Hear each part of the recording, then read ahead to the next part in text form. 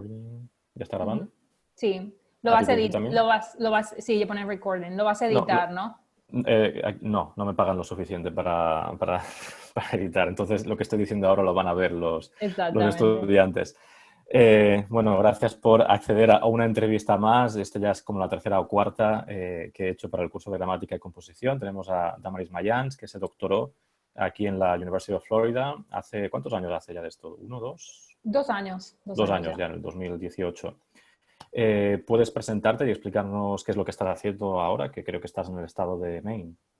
Sí, soy Visiting Assistant Professor en Colby College, que es pequeña universidad aquí de Maine. Realmente estamos a 1 hora y media de la ciudad más grande de Portland y prácticamente nuestros estudiantes vienen de la zona de Boston, aunque realmente tenemos mucha gente de un programa que se llama POSU, que es de Texas. Entonces tenemos a muchos estudiantes de herencia mexicanos-americanos. Tenemos gente de California y es un poco interesante el hecho de que tenemos la mayoría de gente de lo que es más de Massachusetts y tenemos mucha gente de California y Texas. O sea, es bastante interesante. Ok. Realmente lo que hago ahora es doy la secuencia de lengua y también soy profesora de lingüística o me especialicé en lingüística y he dado clases de fonología, lo que es la pronunciación del español, y también he dado una especie de traducción y un poco un proyecto de epidemiología en Argentina, pero es una base de un poco lingüística y también de traducción, la clase que di. Ajá, epidemiología. Sí, epidemiología. Ajá. Estuvimos viendo lo que son las diferentes enfermedades simplemente porque los chicos se iban a lo que es estudiar en extranjero en Argentina. Realmente es una carrera en medicina y Ujú. epidemiología. Son los chicos que en el futuro saldrán o que van a aplicar para lo que son las escuelas de médicos. Entonces van a Argentina y toman esos últimos 3, 4, porque esta chica es de último año, y van a tomar esos 3, 4 últimos meses en lo que es en Argentina, especializándose en lo que es en vocabulario de medicina. Simplemente, bueno, es un track de medicina y Ujú. específicamente epidemiología en Argentina. Así Ok, que nada, sí, bastante interesante. interesante. Pues bueno, el motivo por el cual te pedí esta entrevista no es por tu experiencia en fonética y en epidemiología, me temo, es por el hecho de que naciste en España, eres Ujú. española y además eres de la parte de España en la que sucede el caso del documental, el caso del Alcácer, del documental que tienen que mirar los estudiantes. En este curso de gramática y composición pongo mucho énfasis en diferentes modelos periodísticos, diferentes tipos de entrevistas, que si la entrevista es en línea, que si es en formato pregunta-respuesta, formatos más cómicos o menos cómicos. Eh, y en el caso del caso Alcácer, pues eso significó un antes y un después en la historia del periodismo en España. Yo lo viví desde mi perspectiva televisiva, porque soy de mucho más al norte, pero me interesa muy mucho, como les digo a mis estudiantes que no se puede decir, ¿cuál es tu opinión al respecto? ¿Puedes hablarnos un poco de cómo viviste esos primeros momentos del caso Alcácer? Porque eso fue a principios de los 90, ¿verdad? Principio de los 90.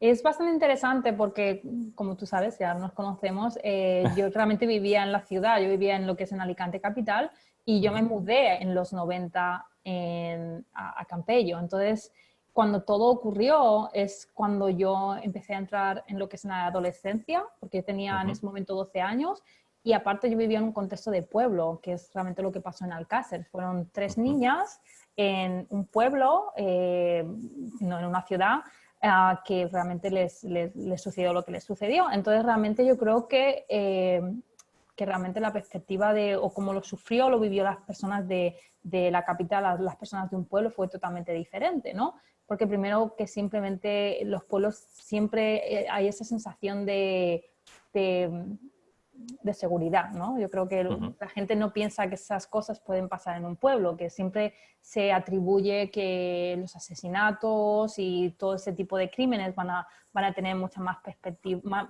mucha más cabida lo que es en una ciudad. Entonces, más o menos es como lo viví, ¿no? O sea, cuando empezó, o sea, recuerdo cuando se perdieron las chiquitas, cuando desaparecieron, y recuerdo, pues eso, lo típico de las conversaciones con mi abuela, las conversaciones con mi madre, un poco la incertidumbre, pues eso, de todo lo que pasó, lo de, oh no, se habrán ido de fiesta. Aparte, tú sabes que en los 90 todavía estaba viva lo que es la ruta del bacalao, que la ruta del bacalao, si más o menos explicándolo brevemente, suenan unas macro discotecas, lo que es en toda la zona de la costa de Levante, en la que la gente prácticamente se iba por un fin de semana completo, ¿no? Entonces, mucha gente venía de Madrid, por eso se llama la Ruta del Bacalao, porque realmente eran gente de Madrid, que incluso de Madrid y de otras ciudades, que se venían a la costa a pasar el fin de semana y prácticamente se iban el viernes y no volvían hasta el domingo. Todo eso muy, pues eso, acompañado de drogas y etcétera, etcétera. Entonces, se oyó algo, aunque las chiquitas eran muy jovencitas en ese momento, pero siempre se oyó ese tipo de cosas, ¿no? Se habrán desmadrado, habrán hecho, no sé, se habrá pasado la cosa, ¿no? Claro, pero después está de que realmente en el fondo eran mucho más jóvenes de lo que es el perfil de una persona que se va de fiesta por 3 días, ¿no? Entonces, bueno, pues estaba toda la incertidumbre de qué es lo que había pasado y después explotó y es lo que pasó, de que se habían encontrado muertas, que se las habían encontrado enterradas y bueno, todo lo que sucedió posteriormente. Pues más o menos eso es como lo viví yo en los 90. Entonces, después empezó un poco el pánico de, pues eso, de qué era lo que ten cuidado al salir, no sé, y aparte, pues eso, cómo puede ser que estas chicas se fueran, bueno, me imagino que todos los que hayan visto el documental, cómo puede ser que estas chicas se fueran en el coche con alguien, ¿no? O sea, bueno, una cosa que realmente pues se debatió mucho, ¿no? Porque todos en un pueblo se conocen, incluso las personas que han ido a la cárcel, ¿no? Porque este chico había estado en la cárcel, había sido un criminal. Entonces, pero todo el mundo estaba, pero ¿cómo puede ser que estas chicas se fueran en el coche con estos chicos que ya tenían una mala reputación? Es que eso no lo hubiera, no, entonces estaba todo el debate. Yo recuerdo en el pueblo hablar con muchas personas, gente joven y gente mayor, de, pero cómo es que se fueron, pero bueno, es que lo típico, ¿no? Pero está Manolito, que también se fue por drogas, no te subirías al coche con él, o sea, es típico, el hijo de no sé quién, o sea, es un buen chiquito, ¿no? O sea, estaba todo ese debate de, bueno, eran criminales, pero bueno, eran del pueblo, no eran gente del pueblo, entonces como, no sé, entonces ahí estaba todo el debate de lo que pasó, quién tuvo la culpa, quién no tuvo la culpa y bueno, todo eso. Para dar un poco de contexto, porque el tema de las drogas ya ha salido bastante y en el documental evidentemente está presente, a lo largo de los años 80 y parte de la década de los 90, en España se vive un boom, en especial en relación con el consumo de la heroína y el hashish. España se convierte en uno de los principales consumidores, España me refiero a los españoles, de los principales consumidores de ese tipo de sustancias. Y al mismo tiempo España está empezando a abrirse al mundo a nivel internacional, precisamente el año en el que esas 3 chicas son asesinadas. En 1992 tenemos los Juegos Olímpicos de Barcelona, la Exposición Universal en Sevilla, también en el 92, y Madrid es la capital europea de la cultura ese mismo año. Es el gran boom, ¿no? Es la imagen que nuestros estudiantes, a través de libros de texto, mucha otra gente que no son nuestros estudiantes, tienen de España, es precisamente esa España post-1992. A nivel mediático también es el momento en el que España empieza a tener un boom de canales de televisión privados y una explosión también de medios. Y es precisamente con estos medios de comunicación privados que aparecen en el documental que este caso se convierte en una golosina demasiado buena para no, digamos, para dejarlo pasar. ¿Cómo te enteraste? Porque antes has hablado de conversaciones con tu madre, tu abuela, cuando las niñas han desaparecido. ¿Cómo te enteraste de lo que ocurre una vez las han encontrado? ¿Te enteraste por televisión, por radio, prensa escrita? Nos enteramos por televisión, por los telediarios. Por Ujú. los ¿Y de mis... cómo? Dinos, dinos. Sí, sí, por telediario. Prácticamente Ujú, mis padres siempre han visto el telediario de la 2 y siempre, y creo que han ido un poco cambiando cuando empezaron a salir las televisiones privadas. Creo que ujú, empezaron a investigar cuál era el que podía proveer una información más fiable. Entonces eso, siempre ha habido como dos telediarios que se han visto, o sea, y es así como nos enteramos. O sea, y ujú. claro, noche y día, noche y día, noche y día. O sea, mucho bombardeo. Radio también por la mañana, cuando escuchábamos la radio por la mañana. Radio también. Ujú. Mm. Claro, la 2 es una de estas televisiones públicas que era lo Mm, que conocíamos en España, básicamente dos canales de televisión públicos, luego exacto. radios públicas, básicamente, televisiones autonómicas que también eran públicas de cada región, no todas las regiones. En los Ujú. 90 llegan Telecinco y Antena 3 con un tipo de programación más agresiva. ¿Tú recuerdas en ese momento que la información que se daba sobre las niñas era demasiado agresiva o te pareció normal lo que estaba sucediendo? ¿O en qué momento dijiste, uy, aquí hay algo que no funciona? Tú te acuerdas del programa y además, o sea, sé que te vas a acordar Sí, las noches del Mississippi o esta noche en el esta noche Mississippi. cruzamos el Mississippi. Esta noche Ajá. cruzamos el Mississippi. Es realmente, o sea, era un programa de humor, fue un Ujú, programa de humor que de repente, con el caso Alcácer, no se convirtió, se convirtió en el caso de Forensic Files. ujú, ujú, Totalmente, era un programa que realmente se empezó a proveer mucha información muy detallada de lo que es el caso Alcácer. Entonces, que realmente fue un momento que también decayó mucho. No sé si la gente lo siguió por unos meses, pero de repente creo que ese programa se dejó de emitir porque perdió muchísimos espectadores. Porque yo creo que fueron años los que empezó o sea, los que empezaron a traer expertos, pues eso, cosas que realmente nunca se había, o sea, siempre han habido muertos y siempre han habido casos de estos, pero nunca se había ujú, dado un caso, la relevancia de traer a gente que hacía análisis forensicos, um, cosas así, o sea, ujú. nunca, o sea, con toda esta, aparte pues eso, de repente estás en un programa de humor de por la noche que toma un giro Ajá. total y vamos a hablar de que realmente la conspiración de que realmente esto no fue un asesinato, esto fue un poco más un culto, o sea, eso es realmente lo que se implicaba en todo, había sido un culto, había sido, esto es más de lo que es un asesinato. Ujú. Sí, esta noche cruzamos el Mississippi para que se hagan los estudiantes una idea. Era una especie de late night, que es un formato televisivo que casi no existía en España en ese momento. Uh -huh. Yo conocía por la televisión autonómica catalana Personas Humanas, que fue el primero, y esto es finales de los Mm, 80. Esta noche cruzamos el Mississippi, quizás fue el siguiente, en esos sí.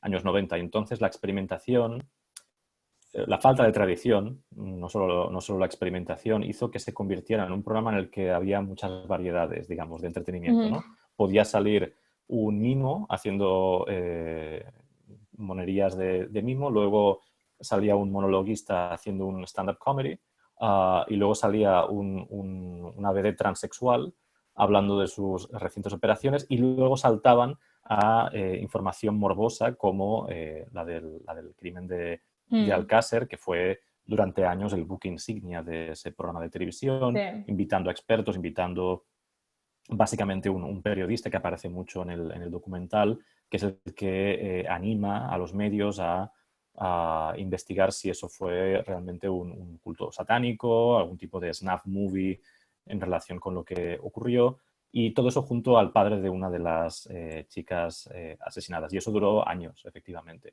Claro, hasta que llegó un momento que llegó el hartazgo del público.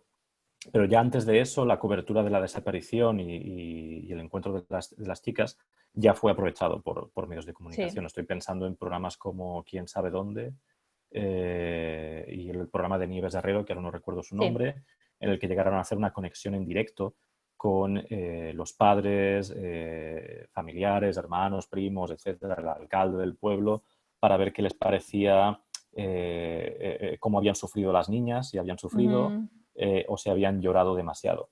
El impacto que tuvo la audiencia española fue tal porque hasta ese momento los medios de comunicación en España, primero, los importantes no sería la palabra, pero algo parecido, los generalistas, ¿no? El País, El Mundo, bueno, El Mundo todavía no existía, pero ese tipo de periódicos, si se producía un crimen por de cualquier tipo de crimen y no había más de 5, 6, 4 víctimas mortales, eso ni siquiera era noticia, no se informaba de eso. Ya existía una prensa especializada para ese tipo de crímenes o de casos, que era El Caso, por ejemplo. Era el famoso periódico El Caso, que hablaba de el marido asesinado a su mujer, etcétera. Era un tipo de prensa especializada, como el fútbol tenía su propia prensa especializada. Lo que ocurre en esa época es que tanto el fútbol, la prensa futbolística, como la prensa de crímenes horrendos empieza a contaminar el resto el resto de, digamos, de prensa que hay en España. Y eso sigue existiendo hoy en día. No sé si tienes presente, ya sé que hace años que no pasas mucho tiempo por España, no sé, pero sigues la actualidad española un poco desde la distancia como yo. No sé si puedes recordar ahora otro caso en el que se haya producido un elemento de, vaya, de nuevo un caso Alcácer, ¿no? Donde la prensa se lanza como una jauría de lobos para informar de algo que no hace falta informar. No sé si tienes alguno... El último caso de la manada. Yo lo puedo... Exacto. El caso de la manada, de la violación de la chica, demasiada información. Demasiada información. O sea, realmente demasiada información. De detalles. A lo mejor faltaba la información para generar un enfurecimiento por parte de las personas para que se cambiara el proceso y todo eso, pero varios detalles que realmente no es lo que dices, es más añadir al morbo de lo que es el caso que realmente hacer nada contra ningún tipo, no hay ningún tipo de solución o de reacción que puede hacer esos detalles, ¿no? Sí, yo directamente diría ese caso. Sí, no, excelente ejemplo, porque si uno mira no solo el primer documental, porque el caso Alcácer que está en Netflix es una serie documental de 4 o 5 episodios organizados temáticamente. El último, precisamente, conecta el caso Alcácer con la violencia de género, los casos de violencia doméstica y también el de la manada, que es quizás este caso de violación colectiva que llegó a los medios internacionales. Yo estaba pensando también en el caso de ese chico, ese niño que cayó, creo que fue hace un año, en un pozo, Sí, también. que fue increíble porque los medios de comunicación, todos los medios de comunicación, o casi todos, desde cualquier tipo de programación tenían una cámara conectada de las 24 horas, hicieran el programa que hicieran, informando en tiempo real del progreso que estaban haciendo para ver si encontraban un niño que había caído en un pozo Sí. en España. Ese niño probablemente murió en el primer minuto de haber caído en un pozo, pero durante días se fue arrastrando porque una de las lecciones del caso Alcácer es que todo eso da muchísima audiencia. Ya. Sí, no, aparte de hablar con yo también, incluso yo vi a los padres en uno de los o sea, entrevistando a los padres, que que se les decía que se les iba a acusar. Sí, yo también vi de otros casos pasan como súper rápido y de otros puede identificar los padres, el señor, la casa donde estaba el pozo este o el agujero este. La casa la tengo reconocida de la misma manera que es una casucha, que dices tú, ¿para qué enseñan eso, no? Pero es que creo que ayuda a lo que es la recreación de imágenes, ¿no? Y de lo que es las imágenes y unas percepciones también de los que son los posibles asesinos, ¿no? Lo mismo con Alcácer, esa casa que estaba cerca donde se las encontró, donde las torturaron o donde las metieron, se sacó varias veces. La alfombra donde las encontraron también, o sea, son pequeños detalles que crean, ¿no? O sea, que no dan todos los detalles, pero ayudan un poco a la imaginación, ¿no? A crear ese tipo de concepciones de lo que pasó, ¿no? Exacto. Sí, y no solo a nivel periodístico cambió la fórmula, ¿no? A la hora de informar ese tipo de casos, sino también, y antes lo has mencionado, las conversaciones con la madre, con la abuela. Yo recuerdo, nosotros probablemente somos la última generación en España de niños que han jugado en la calle de forma completamente libre. O sea, yo recuerdo que me iba a jugar a la calle, a nadie le importaba ni me preguntaban a dónde iba y regresaba cuando caía el sol. Ujú, Eh, y nadie, no venía la Guardia Civil a ver qué pasaba con los niños. ¿Para ti también fue esa la ujú. percepción? Sí.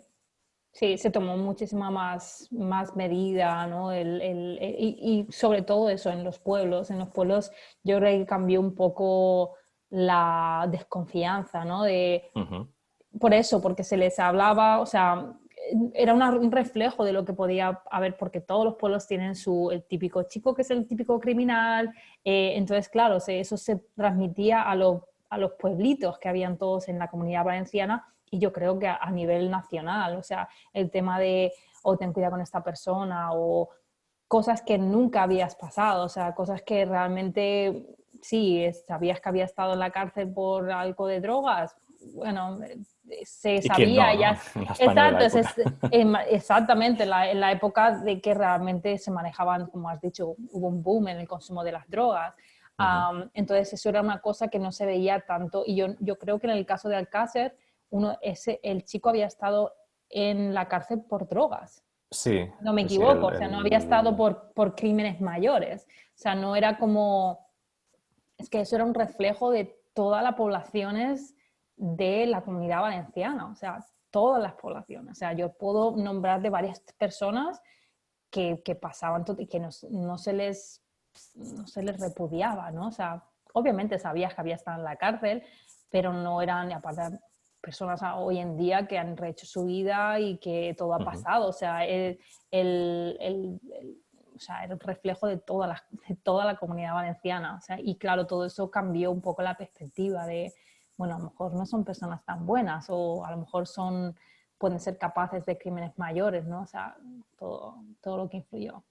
Sí, sí, eso estoy recordando ahora una clase anterior de español, una que di en el FOL, pero en esta también de composición y gramática hemos hablado de antropónimos, de pseudónimos, alias, heterónimos, diferentes modelos de nombrar lugares y personas. Y un tipo de alias, no recuerdo si lo he comentado, probablemente sí, en este semestre, porque es un ejemplo que me encanta, es la increíble cantidad de personas en España de más o menos nuestra generación y las generaciones anteriores que han tenido el alias de El Chino. Sí, ¿Verdad? Que todo español se reacciona siempre de la misma forma, ¿no? Todos sí, tenemos, del grupo de amigos hay alguien que le llaman El Chino. sí. ¿Alguna vez te has preguntado por qué eso? Normalmente porque tenían rasgos de gente de China, Eso es lo que siempre me ha fascinado, ¿no? La cuestión de los rasgos, pero todos conocemos también a españoles que les llaman el chino, pero no tienen pero esos no tienen rasgos. rasgos, no. Claro, mi hipótesis, que además yo creo que es lo que va a ser, porque no lo he investigado a fondo, pero porque todavía no me he puesto en ello, es una referencia al tema del consumo de drogas. Sí. El hacerse un chino o una china Ujú. es una forma de consumir heroína de forma inhalada, Sí, que era una de las formas más, aparte de la inyectada, era una de las formas más comunes sí. eh, de, de- de consumir este tipo Ujú. de droga. Entonces, hacerse un chino, el chino, el que me pasa el chino, etcétera, ha quedado Como fosilizado traficante, como en esas alias. traficante. Traficante, consumidor, Sí, lo sí. que sea.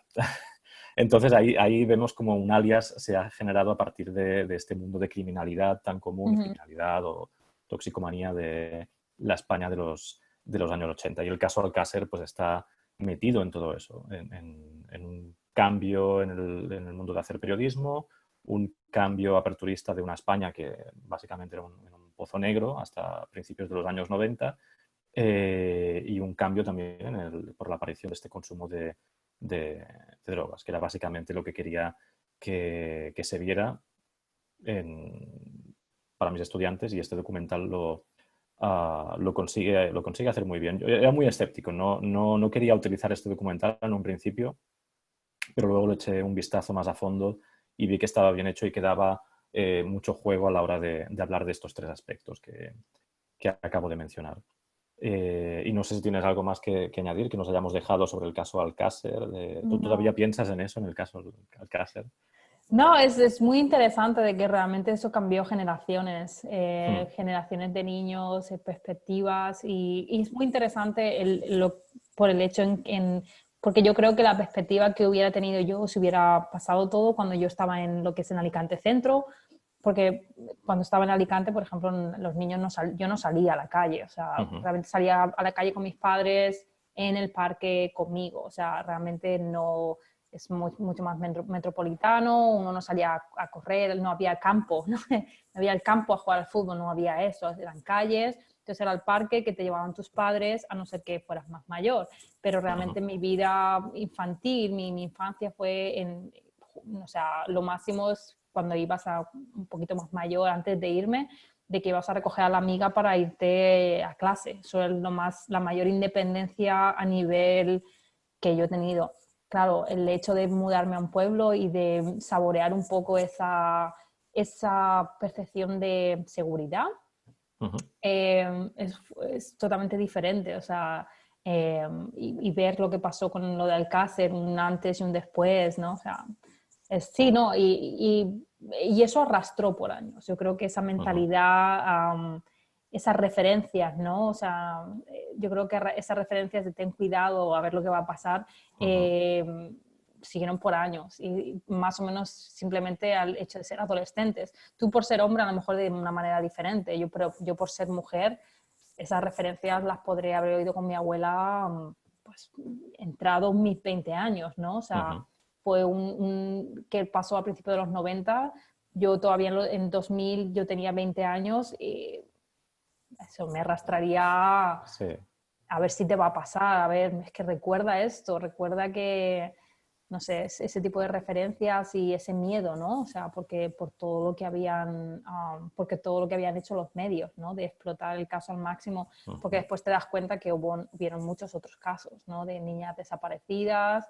Aparte creo que después, incluso al poco tiempo de que desaparecieron ellas, desaparecieron otras personas. Sí, claro. Pero, O sea, exacto, siempre habían desaparecido. Entonces, es el hecho de que realmente, que está pasando ahora, que hagas algo, no ha sido una moda, pero no se le está prestando tanta atención como a eso, como en ese momento. Entonces, sí, ocuparon una década de lo que es la vida de muchos adolescentes y muchas mujeres adolescentes. Yo creo que mi versión, si te puedes ir a cualquier otra persona que ni siquiera viva en la Comunidad Valenciana, realmente quizás la referencia de la droga no la tendrás, porque tú sabes que en la Comunidad Valenciana por todo el hecho no tendrás la misma referencia, pero yo creo que puedes encontrar a una mujer que sea de algún pueblo, que sea de España, pueden ser que te puedan contar una historia muy, muy similar, muy, muy similar. O sea que, y es gracias a los medios de comunicación. Sí, que son medios que se han dedicado, todavía hoy en día lo hacen, a recordar el aniversario de hoy se cumplen 25 años, hoy se cumplen 26 años, etcétera, de el crimen de Alcácer, ¿no? Porque de hecho es su aniversario, no es el aniversario de la sociedad española, es el aniversario de unos medios de comunicación que encontraron un tipo de producto nuevo para vender. En parte están glorificándose a sí mismo. Y el documental hace un buen trabajo en mostrar eso. Sí. Bueno, pues me alegro no haber visto el documental. Me lo comentaste y no me dio tiempo a verlo, pero ahora tengo ganas de verlo y me alegro no haberlo visto porque así te he podido dar un poco mi versión totalmente sin ninguna contaminación, de testigo, ¿no? testigo Exacto, casi. totalmente, ¿no? Ni sin recordar nada, o sea, puramente, o sea, me lo comentaste, no lo miré. Entonces ahora lo voy a mirar, entonces bastante interesante. Quiero ver un poco cómo recuerdo todo esto desde una perspectiva de adulta. O sea que nada. Te va a sorprender la cantidad Sí. de cosas que ocurrieron en ese periodo de tiempo. Hay cosas que las recuerdas como si hubieran ocurrido en otra década incluso, pero no, todo pasó al mismo tiempo. Impresionante. El poder de los medios. Sí. Bueno, pues muchas gracias. No sé si tienes algo De más que nada. decir y si no, lo dejamos aquí. No, está todo. Muchas gracias por entrevistarme. Muchas No, gracias no, gracias por a ti por tenerte de recuperar toda testigo. esa parte de mi vida. Estaba Espero que totalmente no tengas perdida. pesadillas ahora porque Antonio Inglés sigue en busca y captura, pero bueno. Sí. Eh, Sí, eso podías hacer, si le gusta a los estudiantes, podías hacer otro de lo que es el caso de Anglés. Todo eso también tiene muchísimo jugo de lo que pasó, de las teorías. Bueno, es que eso es es otra entrevista, de las teorías de sí, dónde estaba y de lo que soy yo por años y años y años. sí, ya les avisé que estaría conectado el caso Alcácer con otra lectura previa sobre leyendas urbanas. Ujú, Eh, eh, o sea, el título es algo así como La chica de la curva, pero luego lees el ujú, artículo y habla de las leyendas urbanas sí, en general y las ideas conspiranoicas sobre quién hizo qué o dónde ya. está el asesino que no se pudo encontrar. Todo eso forma parte de las leyendas urbanas, la ufología, las apariciones marianas, forma parte de esta expresión cultural que tenemos nosotros los seres humanos. Espero que Bueno, algún estudiante haga la conexión a la hora de hacer el ensayo argumentativo que tienen para clase. bueno, pues eso, otra vez, gracias y nada, ya te comento. Vale, Venga, hablamos. hasta luego, hasta Chao, luego. chao.